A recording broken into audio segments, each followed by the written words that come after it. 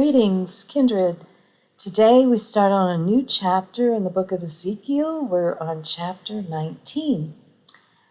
So without further ado, let's get started.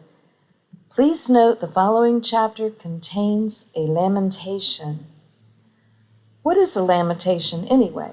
It is often called a dirge, which is a slow, solemn, and mournful piece of music. It is a song or hymn of grief, often sung at funerals. In other words, the following chapter is a sad song about the princes of Judah, Josiah's sons. It is all about the failure of man to establish his own kings. Ezekiel 19, verse 1. Moreover, take thou up a lamentation for the princes of Israel.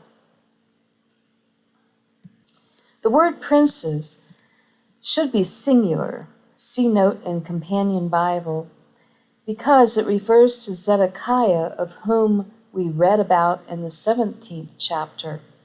Remember how he betrayed his oaths and caused King Nebuchadnezzar to come against Jerusalem? Remember how he was then taken captive and his eyes were put out, and he died in the city of merchants, Babylon? That was a sad story too, wasn't it? Well, this chapter is the lamentation, the sad song about Zedekiah's brothers and their fates. Even more so, it is a sad song about man's attempt to establish a king. Now, just as chapter 17 was written allegorically, so too is the history outlined in this chapter. A person must take an interest in our Father's Word and be a student of biblical history, even secular, in order to understand what is written. If a person is too lazy to do that, then he or she will be part of the biblical illiteracy problem in this nation as they join others in going around saying how difficult the Word of Yahweh is to understand. They will be trapped in that catch-22 position, which is explained so well in Isaiah 29. Isaiah 29, verse 11. And the vision of all is become unto you as the words of a book that is sealed, which men delivered to one that is learned, saying, Read this, I pray thee. And he saith, I cannot, for it is sealed.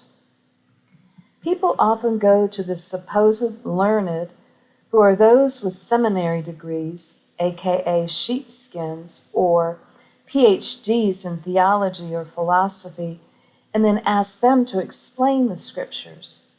The learned will then lower their eyeglasses to the tips of their noses and peer over the top of the frames, giving that superior, scholarly, and authoritative look. And then in the subtle and mildly condescending tone, which they are permitted to use because you have been labeled a layman, which is a nice word for not among the elite learned, they will say, My dear child, the infinite mysteries of Yahweh lie beyond the finite comprehension of mere mortal men. Ignore, sidestep, dance, now change the subject. The important thing is for you to have love in your heart and help out at the chicken barbecues and be ready to be taken up into the clouds when Yahweh Yeshua Christ returns to rapture his church. That was a quote, by the way. Many people buy that trot, but some are not so easily satisfied, so they will ask some of their fellow Christian friends, verse 12, And the book is delivered to him that is not learned, saying, Read this, I pray thee. And he saith, I am not learned. I'm sorry, says Ms. Pugh, who has been attending her church for 39 years. Don't you know how complicated and difficult the Bible is to read? You need to be degreed in order to understand it. I'm just a lay person, quote unquote. Hogwash. We are all instructed to study the word of Yahweh for ourselves, as it is written in 2 Timothy 2:15, quote, "Study," that means you, "to show thyself approved unto Elohim, a workman that needeth not to be ashamed, rightly dividing the word of truth."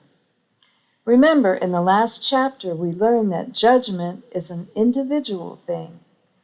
Well, then, if a person can read or hear, he or she better get studying and stop listening to the traditions of men who will make up the doctrines of their religion because the word is sealed to them. Their hearts do not desire him, else they would seek him through his written word.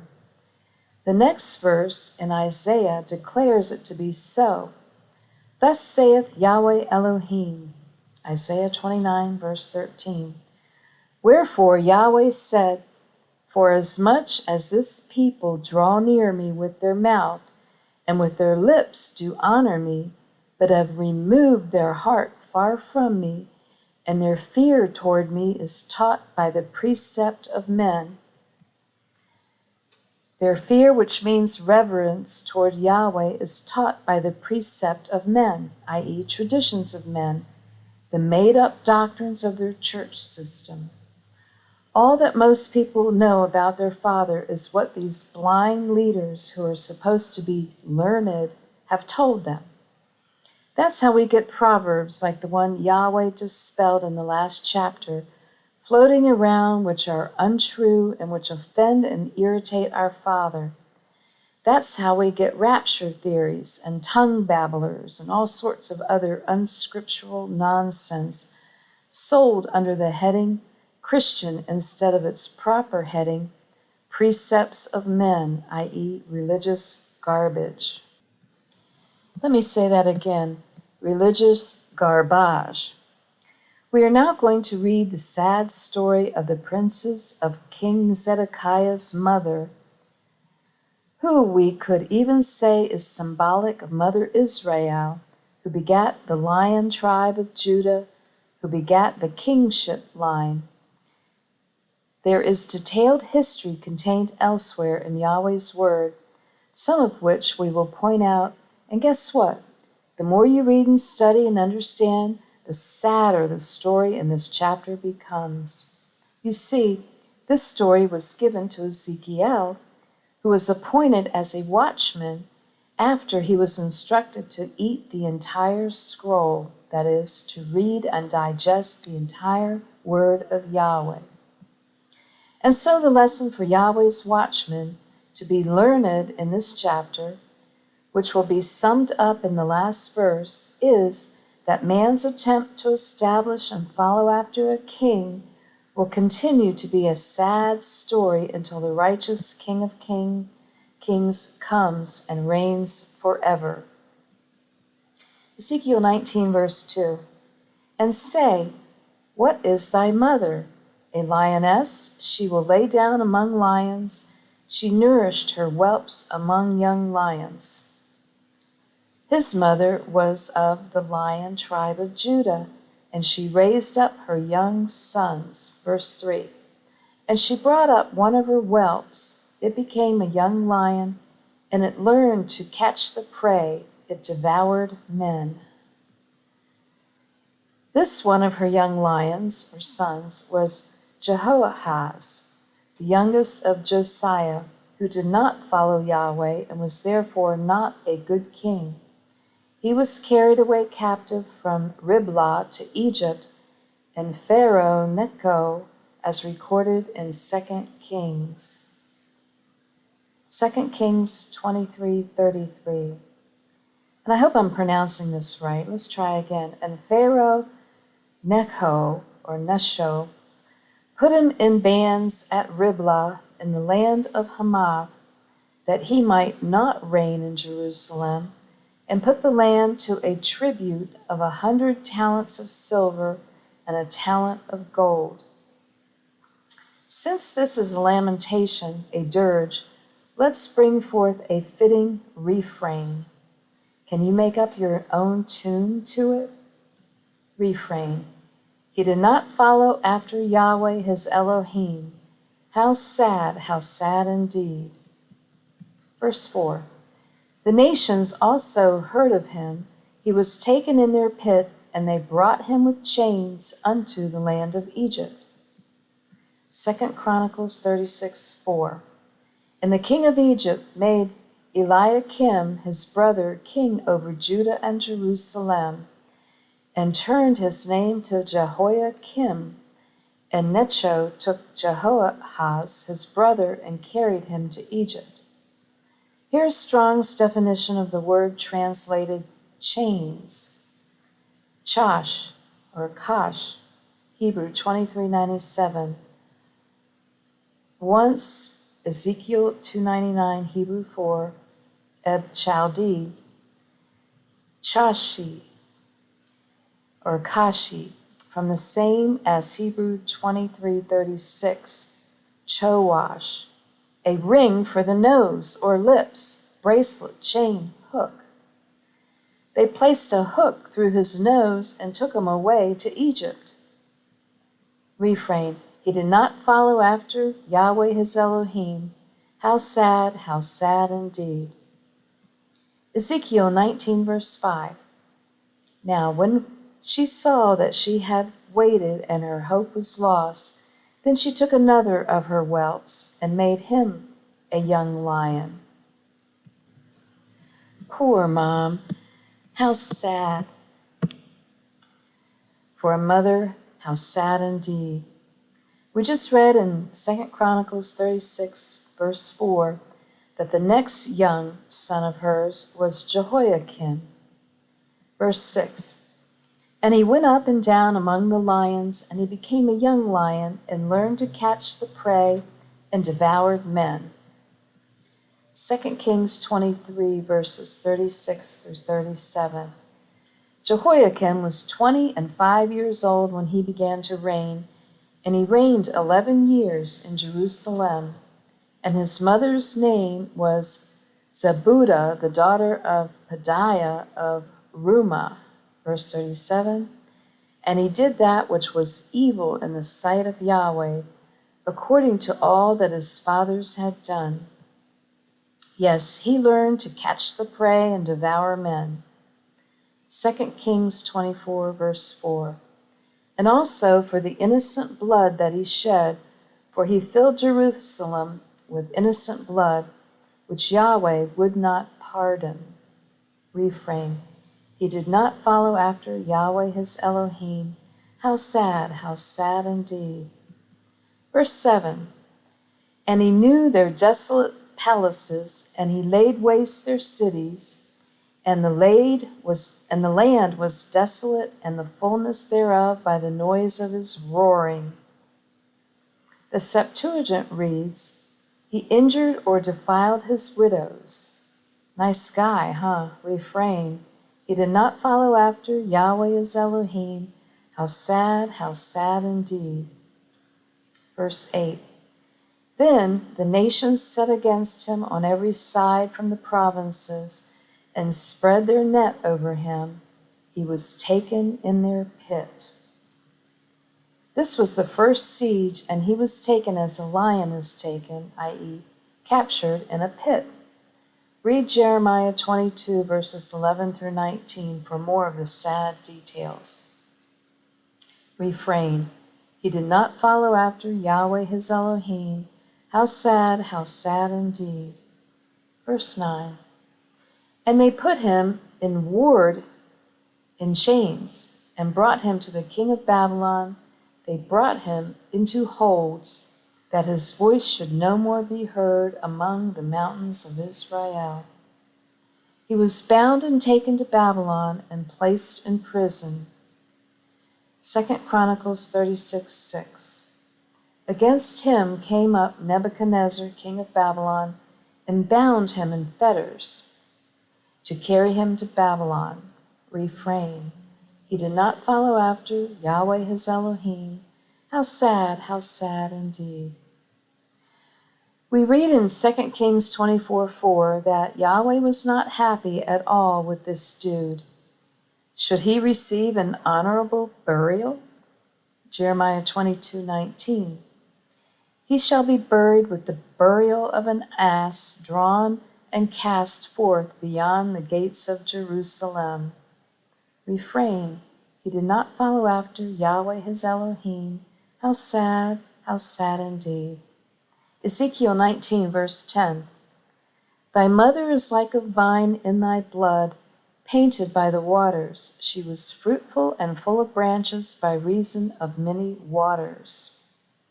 This simply means that his mother was of the best stock, the best vine in the vineyard, which is what in thy blood means, and was fruitful in bringing forth sons to reign, as the next verse explains, verse 11. And she had strong rods for the scepters of them that bear rule, and her stature was exalted among the thick branches, and she appeared in her height with the multitude of her branches. She had strong rods, meaning strong sons, with scepters, i.e. kings. So she was a queen. Verse 12.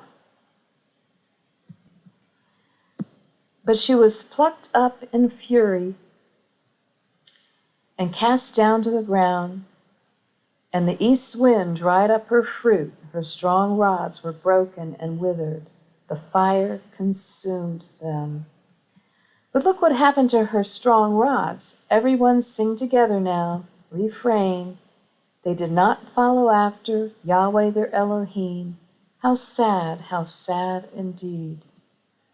Note, the east wind is the hot wind off the desert, which is a metaphor for the wrath, hotness of the wind spirit, which is ruach in Hebrew, i.e. the spirit of Yahweh. Our Father takes full credit for ending their sad story. Verse 13. And now she is planted in the wilderness in a dry and thirsty ground. This is where the study and hard work of learning His Word and knowing history really pays off. You know what Yeshua said in Luke 19, verse 26? Quote, For I say unto you, that unto every one which hath shall be given, and from him that hath not, even that he hath shall be taken away from him. Unquote. First, understand that the Hebrew word for plant in this verse is shatal, which can mean to transplant, and in this case it does. Shathal, Hebrew 8362, a primitive root to transplant or plant. Now read the next verse, the last one in this chapter, Ezekiel 19, verse 14. And fire is gone out of a rod of her branches, which hath devoured her fruit, so that she hath no strong rod to be a scepter to rule. This is a lamentation, and shall be for a lamentation. The sad story is that all of the rods, i.e. sons of the royal family, were cut off, meaning killed. But all watchmen know that Yahweh promised David of the lion tribe of Judah that someone, some human being from his royal lineage of his father Judah, would sit upon the throne of the house of Israel until Shiloh come, i.e. until Yeshua Christ returns in Genesis 49, verse 10. Jeremiah 33, verse 17. For thus saith Yahweh, David shall never want a man to sit upon the throne of the house of Israel. But we just read that all the strong lions with scepters were killed. Is Yahweh's word untrue? Heaven forbid. You see, all of the sons were killed, but her daughters were not. They were not cut off, and history clearly shows they were taken by Jeremiah, first to Egypt and then later to the shores of Ireland, where a marriage took place upon Jacob's pillar, the stone of Scone, also taken there by Jeremiah. whereby the two lineages of the house of Judah, Pharez and Zerah, were united. It is from this marriage that the ruling royal families of Ireland, Scotland, and England are descended. Today, Queen Elizabeth sits upon the throne of David, having been coronated upon the stone of Scone, as have all kings and queens of Ireland, Scotland, and England. You see, Queen Elizabeth is a direct descendant of King David. That's correct. She is of the royal house of Judah. Surprised? Don't take my word for it. Check it out for yourself. At least send her an email and ask her. Haha. And what of the last phrase in the last verse of this chapter, Ezekiel 19, verse 14? This is a lamentation and shall be for a lamentation. This sad story shall always be the same sad story for generations to come, as man attempts to throne his own king instead of looking to Yahweh, his Elohim, the King of Kings, the coming Prince of Peace.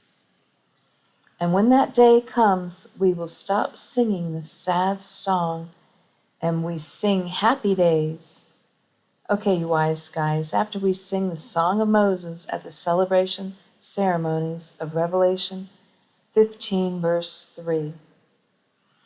Okay, that concludes this chapter 19 of the study of the Book of Ezekiel written by Lancelot Knight of the former King's Chapel.